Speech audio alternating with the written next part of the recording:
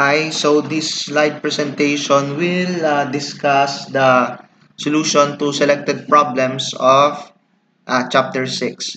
So, before we proceed, I want you to have your book beside you because I won't be discussing the given of the problems here kasi you have your books naman eh. So, I will only discuss the solution. Okay?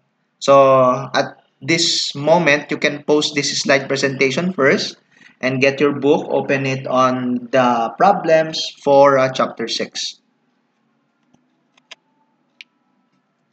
Okay, so let's start with problem 2.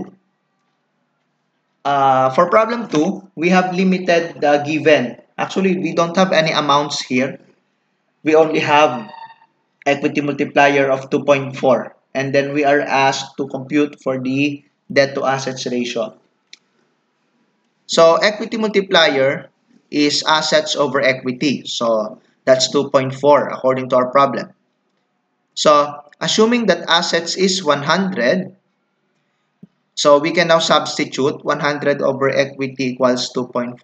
So by algebra, we will get 100 over 2.4 equals equity. So that will give you 41 and 2/3. So using the derivation of the original accounting equation, we can have liabilities equals assets less equity. So by substitution, liabilities equals 100 minus 41 and 2/3. So that will give you 58 and 1/3. So based on this amount, the debt to assets ratio will be 58 and 1/3%. Let's proceed with problem 5.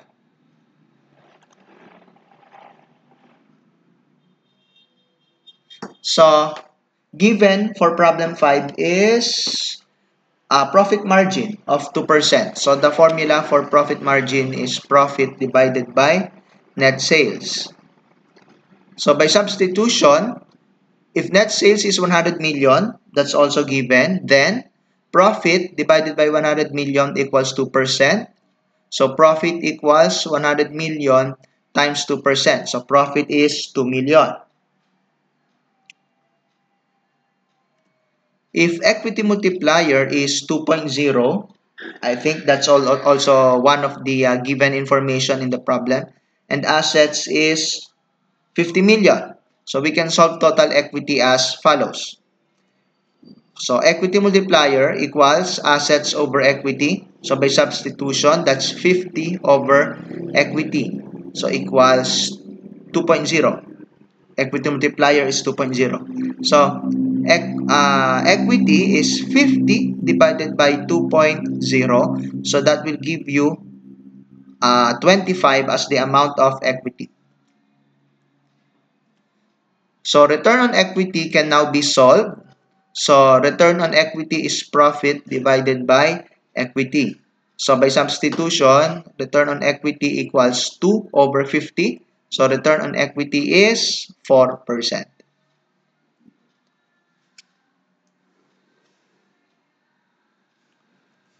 Let's proceed with problem 6. So, given for problem 6, assets turnover of 3.2 times and sales for or amounting to 6 million.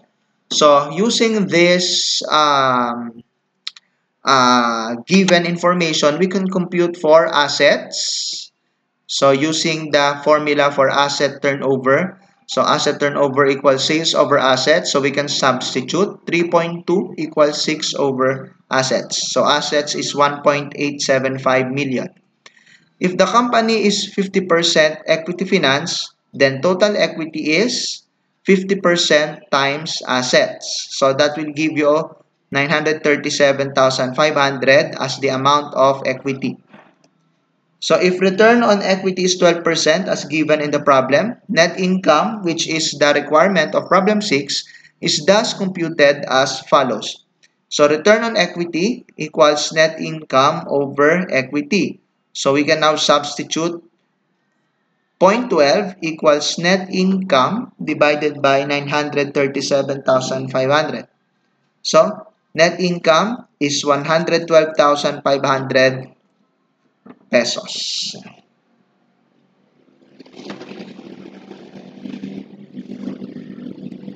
We proceed now with problem 7. So, we are asked to compute for the basic earnings power. But, we must compute first for total assets. So, return on assets is 8% and net income is 600,000. These are given information. So total assets may be computed thus. So return on assets equals net income over assets. So substitute 0.08 equals 600,000 over assets. So assets is 7,500,000. So the formula for basic earning power or BEP is EBIT over total assets, okay, or EBIT over assets. So we have to compute first for EBIT. So we can proceed with the requirement of the problem. So EBIT equals net income plus interest plus taxes. Okay, so we started with the bottom amount, net income. So you add back interest and taxes to obtain earnings before interest and taxes. So EBIT equals 600,000 net income, that's given, plus 225,000 interest, that's given, and then the taxes. So the taxes here is a little bit complicated. So according to our problem, the tax rate is 35%. So the amount of tax is 35% of the EBIT less interest, because interest is tax deductible. So you must deduct the interest first from EBIT and then multiply 35% to the resulting answer. So we need a little bit of algebra here. So EBIT equals 825,000 plus, I use the distributive property of multiplication here. So plus 0.35 EBIT minus 78,750. So that's continuing problem 7. So EBIT is 746,250 plus 0.35 EBIT. So I obtained the difference between 825,000 and 78,750. Then 0.65 EBIT equals 746,250 because I transferred 0.35 to the other side of the equation. So that will become negative 0.35. So that's why the left side of the equation is now 0.65 EBIT. So EBIT equals 1,148,077. So let us now compute for the basic earnings power. So basic earnings power is EBIT divided by asset. So by substitution, basic earnings power equals 1,148,077 divided by 7,000 or 7,500,000. So basic earnings power is 15.31%.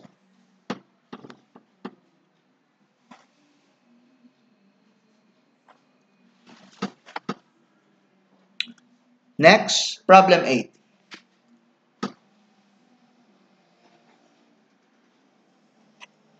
So, given for problem 8 is assets turnover of 1.5 times. So, sales over assets, 1.5 times. And assuming that assets amount to 100, sales is computed thus. Before we proceed, 100 is just my assumption. Okay, so that I can compute the other ratios. Okay, so 1.5 equals sales divided by 100. So that will give you 150 as the amount of sales. If return on assets is 3% as given in the problem, so return on assets equals net income over asset. So net income is computed as follows. So return on asset 3% equals net income divided by the total assets of 100. This is the amount I used as an assumption in the first bullet. Okay, 100. So, net income equals 3. So, we already have two amounts now. Net income 3, sales 150. So, profit margin is therefore computed as net income over sales. So, 3 over 150. So, profit margin is 2% for problem 8. Continuing problem 8. So, return on equity for problem 8 is 5% and net income is 3 as computed in our previous slide. Then, we can compute for the amount of equity as follows. 0.05 equals 3 over E. So, by using your skills in basic algebra, you can get equity amounting to 60. Debt to assets ratio, this is one of the two requirements of the problem, is computed as follows. So, liabilities equals assets less equity. So, assets is 100, the amount we used as an assumption in the previous slide, less the 60 we just obtained in the previous bullet. So, the liabilities will amount to 40. Debt ratio or debt to assets ratio is liability divided by asset. So, that will be 40 divided by 100. So, the debt ratio is 40%.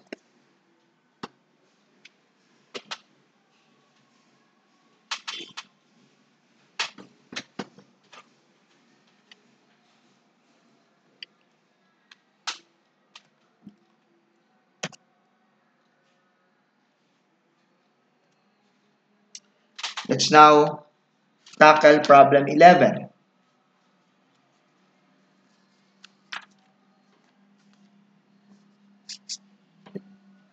Again, you can pause the slide presentation so that you can read the problem before I proceed with the discussion of the solution.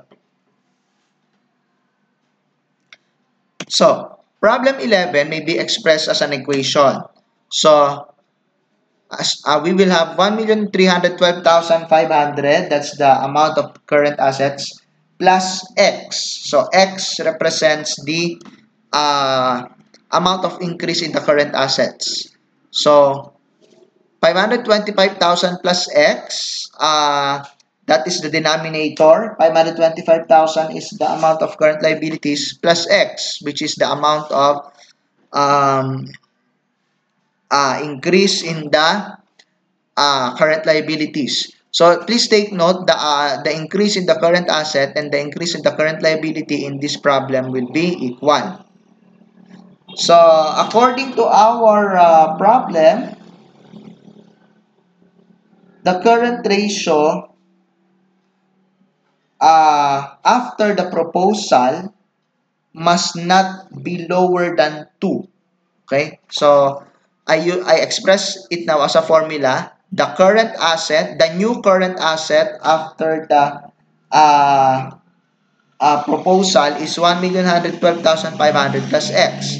On the other hand, the new current liability is 525,000 plus X.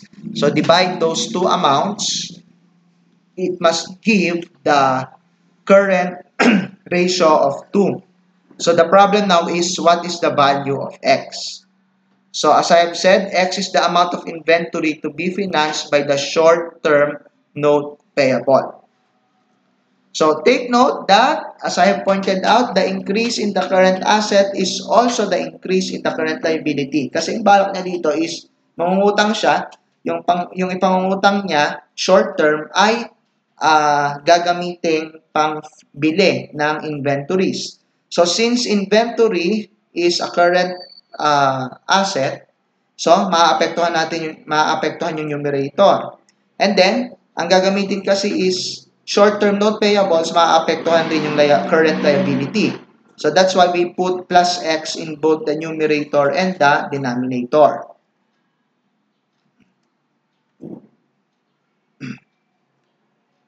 So, let's now continue. Let's solve for X. So, 1,050,000 plus 2x equals 1,312,500 plus x. So we used cross multiplication there. No? So we multiply the numerator by 2. Okay? And then, we multiply the denominator by 2 and then leave the numerator as it is. Okay? So 1,050,000 plus 2x equals 1,312,500 plus x. So by transposition, we will have 2x minus x equals 1,312,500 divided by 1 million or minus 1,050,000. So continuing the process, we will have x equals 262,500. So this is the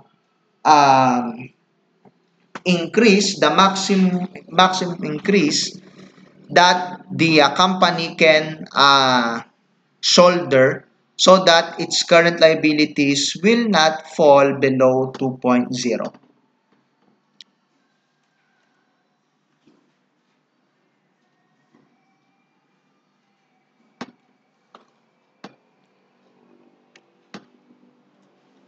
Let's have problem 12. So problem 12 is asking the new amount of the accounts receivable following the proposed change. So first, we have to compute for the initial amount of sales based on the given data. So we will use days sales outstanding. So the formula is 365 days over accounts receivable turnover.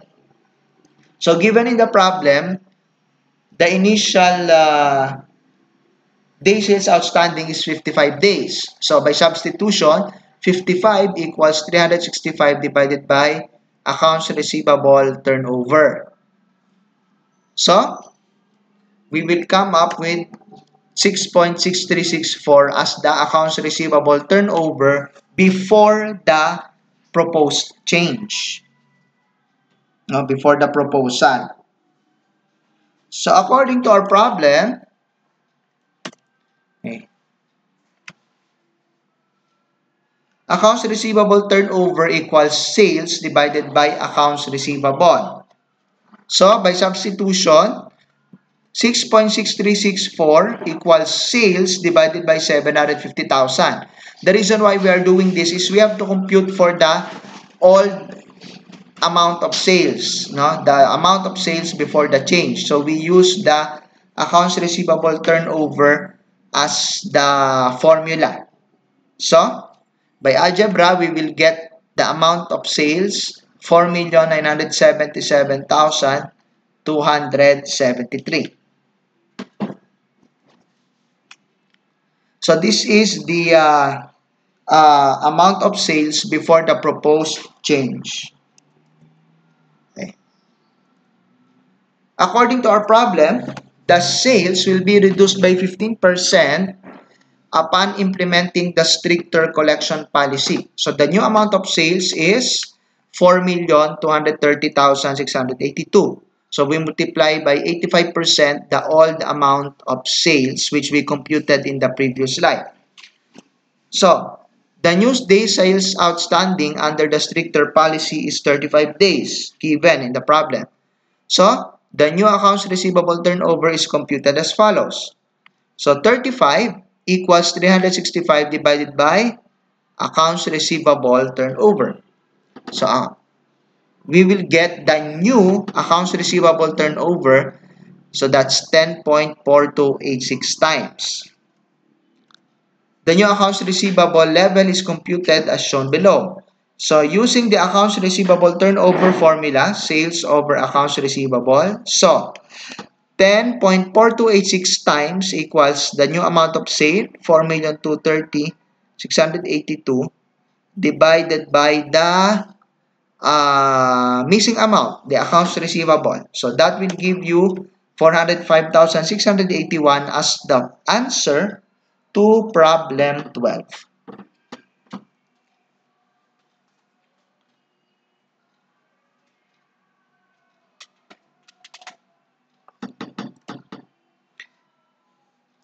Problem 15. I won't be discussing problem 15 here kasi I gave you a Word document, so it is sufficiently discussed in that document. Let's proceed to problem 22.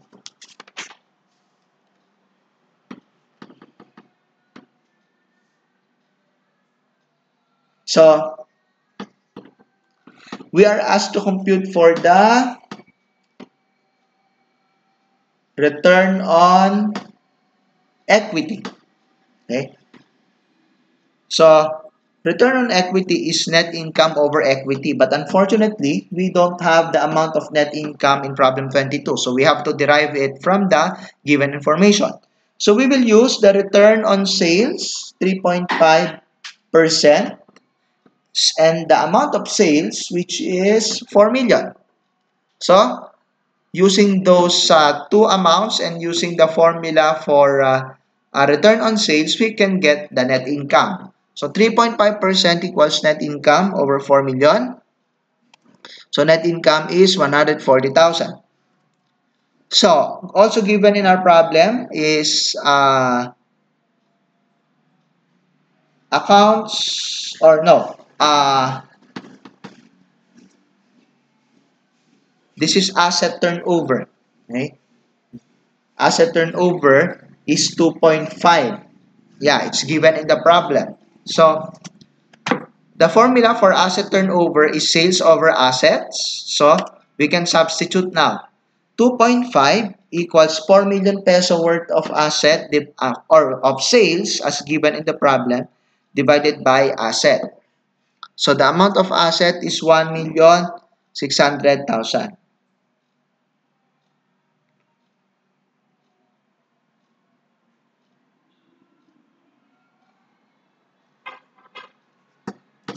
Continuing, return on equity, which is the first requirement for problem 22, is net income divided by equity. Or we can restate it as net income over assets less liabilities. So, substitution. Return on equity is 140,000 net income as computed in the first bullet divided by total assets 1,600,000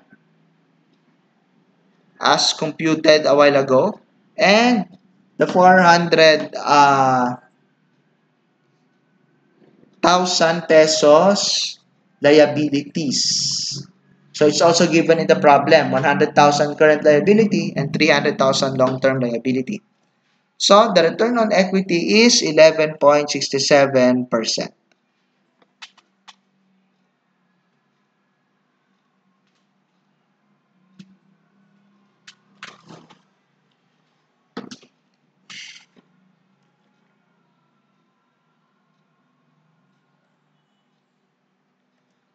Now, the second requirement is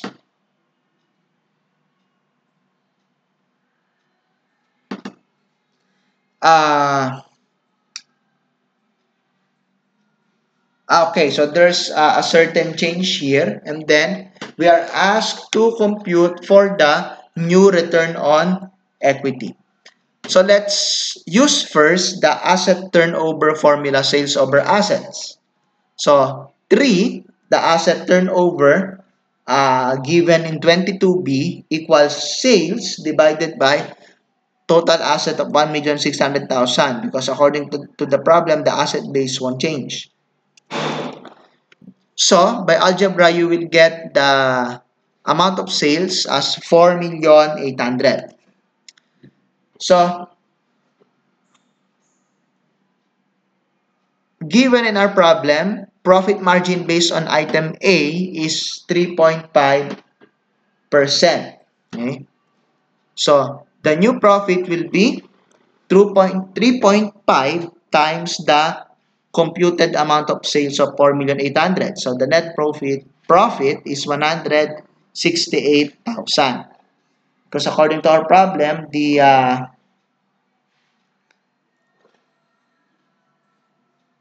according to our computation, the sales is 4,800,000. Okay, so the new profit is 168,000. So, what is the new return on equity? So, the profit we computed, 168,000, divided by the equity, which is total assets 1,600,000, less the liabilities of 400. So, the new return on equity is 14%.